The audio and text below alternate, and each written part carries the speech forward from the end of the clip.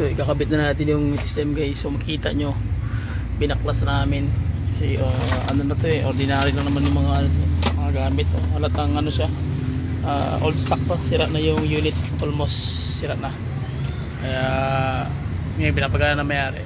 So konti na parang ano, okay ka lang Brad? Shout out? Okay lang, shout out sa manonood. Yun. So basic pointers lang guys ang mahalaga. Yan, kabit natin para makita natin yung mayayari.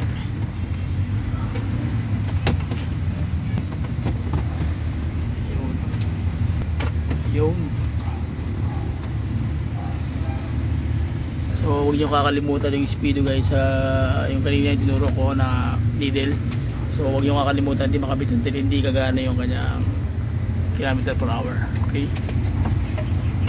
tapos yung mga socket diretso sa pack na yan, set up na kasi yan yung konti, may konti check natin yung ano, yung kanyang gauge. Tuturo ko sa inyo yung basic pointers kung paano mo malalaman na gumagana yan o hindi yung kanyang ano, sa magitan ng wire. Okay, mamaya turo ko sa inyo guys pag makabit na natin yung lahat ng mechanism dyan na ano, socket. Yung kanyang socket kailangan nakasalpak talaga para sureball may contact.